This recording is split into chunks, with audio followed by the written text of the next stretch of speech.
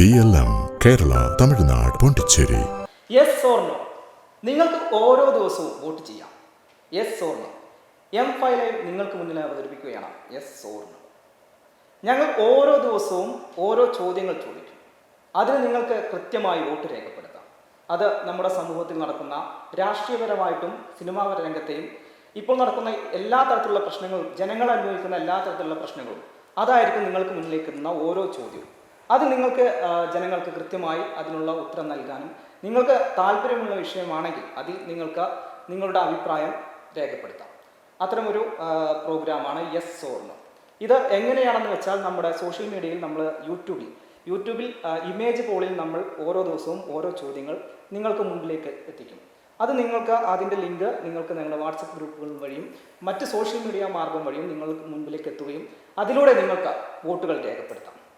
അത്തരത്തിൽ കഴിഞ്ഞ ദിവസം ഞങ്ങൾ നടത്തിയ ഞങ്ങൾ പ്രേക്ഷകർക്ക് മുമ്പിൽ എത്തിച്ച ഒരു ചോദ്യമാണ്, മന്ത്രി ഗണേഷ് കുമാർ രാജിവെക്കണോ വേണ്ടയോ? അതിൻ്റെ ഒരു സാഹചര്യം ഉണ്ടായത് കഴിഞ്ഞ ദിവസത്തെ മന്ത്രിയുടെ ഭാര്യയും ഗണേഷ് കുമാറും തമ്മിലുള്ള ഒരു പ്രശ്നമായിരുന്നു. ഇത് എന്താണ് എന്ന് നമുക്ക് നോക്കാം. ആദ്യം മന്ത്രി ഗണേഷ് കുമാറിൻ്റെ വസതിയിൽ, കൊട്ടാരക്കരയിലെ വസതിയിൽ ഭാര്യ കാണാൻ പറ്റാത്ത രീതിയിൽ കണ്ടു എന്നും അത് ഭാര്യ ഫോണിൽ പകർത്താൻ ശ്രമിച്ചപ്പോൾ മന്ത്രിയുടെ കൂടെയുള്ളവർ തടയാൻ ശ്രമിച്ചു. ഇത് പിന്നീട് ഒരു വിവാദത്തിലേക്ക് മാറുകയും പിന്നീട് അത് മന്ത്രിയുടെ ഭാര്യ തന്നെ ആ പരാതി പിൻവലിക്കുകയും ചെയ്തു. പക്ഷേ അത് ജനങ്ങൾക്കിടയിൽ എപ്പോഴും ഒരു ചർച്ചയായി മാറിയിട്ടുണ്ട്. അങ്ങനെ ഒരു ചോദ്യം വന്നപ്പോൾ ഇതിൽ ഞങ്ങളുടെ പോളിൽ ഞങ്ങൾക്ക് കാണാനായത് 80% പേർ, അതായത് 80%, ശ്രദ്ധിക്കണം, 80% പേർ മന്ത്രി രാജിവെക്കണമെന്നാണ് ആവശ്യപ്പെട്ടത്. 20% പേർ മാത്രമാണ് മന്ത്രി രാജിവെക്കേണ്ട. ഇതിൽ തന്നെ നമുക്ക് കൃത്യമായി കാണാം ഈ ഒരു മന്ത്രിയോടുള്ള ഒരു എതിർപ്പ്, അത് ജനങ്ങളുടെ ഭാഗത്തു നിന്ന്. അത് എങ്ങനെയാണ് സൗമ്യ നോക്കി കാണുന്നത്? ഇപ്പോൾ പ്രകാശ് നമ്മൾ പറഞ്ഞതുപോലെ ഈ പോൾ ചെയ്തതിൽ 80% ആളുകളും മന്ത്രി ഗണേഷ് കുമാർ രാജിവെക്കണമെന്ന് ആവശ്യപ്പെടുന്നവരാണ്. ആ കൂട്ടത്തിലാണ് ഞാനുമെന്ന് പറയാം. കാരണം ഈ പോൾ നോക്കുന്നവരിൽ പകുതിയും സാധാരണക്കാരായ ആളുകളാണ്. അവർ ഭരണപരമായ സാധ്യതകളോ നിയമപരമായ സാധ്യതകളോ ഒന്നും ആയിരിക്കില്ല നോക്കുന്നത്. അവർ ഡയറക്റ്റ് ഒരു കൺക്ലൂഷനിലേക്കായിരിക്കും ആദ്യം എത്തുന്നത്. അവർ നോക്കുമ്പോൾ എന്താണ്, ജനാധിപത്യമായ രീതിയിൽ സഭയിലേക്ക് തിരഞ്ഞെടുക്കപ്പെട്ട് അവർ ഭരിക്കാൻ വേണ്ടി നിയോഗിക്കുന്ന ഒരാൾ തന്നെ ഭരണപരമായി വ്യക്തിപരമായ ജീവിതത്തിൽ ഒരു മാന്യത പുലർത്തണമല്ലോ. ആ രീതിയിൽ ഒരു മാന്യത പുലർത്താതെ സ്ത്രീപരമായ പല വിഷയത്തിലും ഇൻവോൾവ് ആയിട്ട് അതെന്താ, ആളുകൾക്കിടയിൽ ഒരു നെഗറ്റീവ് ഇമേജ് ആണ്. ആ ഒരു ഡയറക്റ്റ് കൺക്ലൂഷനിലേക്കാണ് അവർ ആദ്യമേ എത്തുന്നത്. ഗണേഷിന്റെ ഭാര്യ പറഞ്ഞെന്താണ്, കാണരുതാത്ത എന്തോ ഒരു കാര്യം കണ്ടുവെന്നാണ്. അപ്പം നമുക്കത് മനസ്സിലാക്കാൻ സാധിക്കാവുന്നേ ഉള്ളൂ അതിന്റെ വ്യാപ്തി എന്തുമാത്രമായിരിക്കുമെന്ന്. അതുകൊണ്ട് തന്നെയാണ് അവർ പോലീസിനെ വിളിച്ചതും ഈ കാര്യങ്ങളെല്ലാം പോലീസിന്റെ അടുത്ത് പറയുന്നതും. യാതൊരു കാര്യമില്ലാതെ അല്ലെങ്കിൽ യാതൊരു ഡെപ്തും ഇല്ലാതെ ഒരു സ്ത്രീ വിളിച്ചിട്ട് ഒരു പോലീസിന്റെ അടുത്ത് ഇങ്ങനെ പറയുമോ, ഇന്നതുകൊണ്ടാണ് കാര്യം എന്ന് പറയില്ലോ. There will be a reason. ആ റീസണിലേക്കാണ് നമുക്ക് വിരൽ ചൂണ്ടേണ്ടത്. പക്ഷെ അതിലേക്ക് ഒരു രാഷ്ട്രീയ പ്രതിനിധികൾ എത്തുന്നില്ല, ഒരു നേതാക്കന്മാരും എത്തുന്നില്ല, സാംസ്കാരിക നേതാക്കന്മാരും എത്തുന്നില്ല.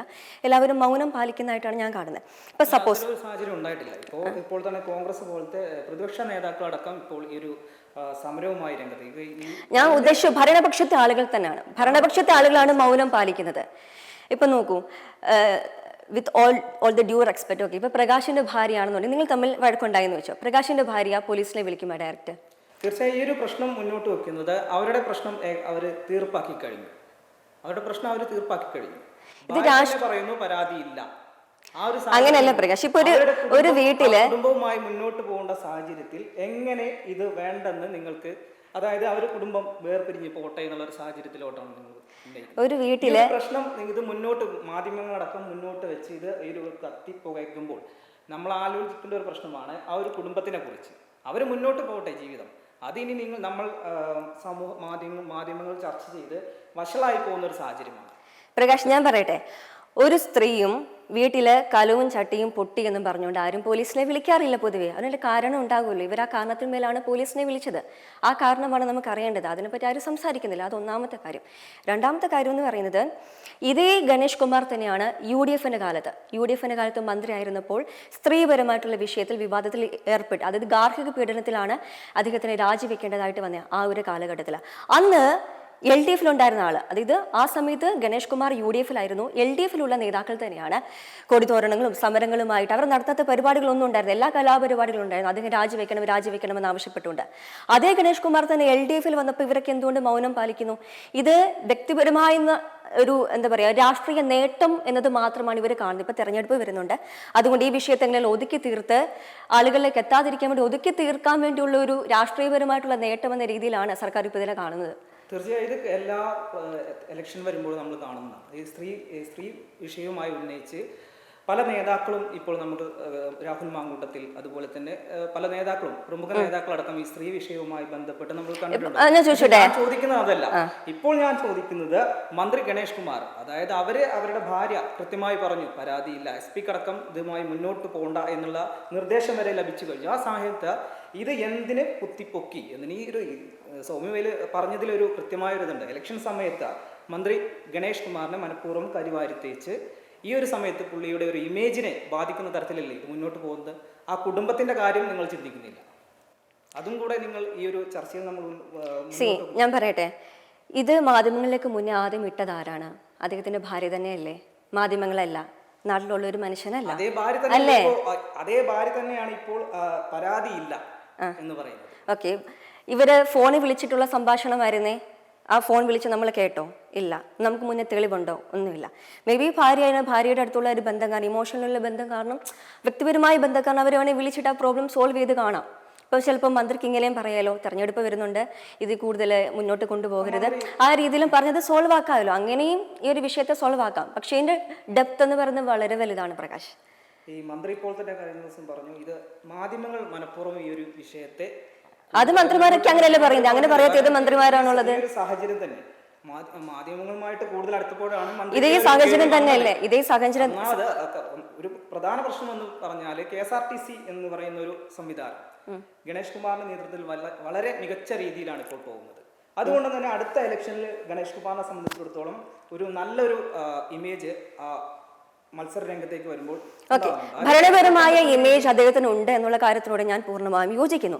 പക്ഷെ ഒരു ജനപ്രതിനിധി എന്ന നിലയിൽ അദ്ദേഹം സമൂഹത്തിൽ പാലിക്കേണ്ട ഒരു ഇമേജ് എന്നല്ല, എന്താണ് ജനങ്ങളുടെ മുന്നിൽ അദ്ദേഹത്തിന് പേഴ്സണൽ ലൈഫിൽ കാണിച്ചു കൊടുക്കാൻ എന്ത് ഇമേജാണുള്ളത്? ഇന്നതാണ് എന്താണ്? ആദ്യം മുന്നേ ഒരു കേസിൽ പെട്ടു, ഏതാണ്? ആദ്യത്തെ ഭാര്യയുമായിട്ട് ബന്ധപ്പെട്ട്. ഇതാണ് രണ്ടാമത്തെ ഭാര്യയുമായിട്ട് ബന്ധപ്പെട്ട് ഈ മാധ്യമങ്ങൾക്ക് മുന്നിൽ അദ്ദേഹം പ്രതികരിച്ചെന്താണ്? അദ്ദേഹം പ്രതികരിച്ചതാണ് 5000-ഓളം പ്രണയങ്ങൾ എനിക്കുണ്ടെന്ന്.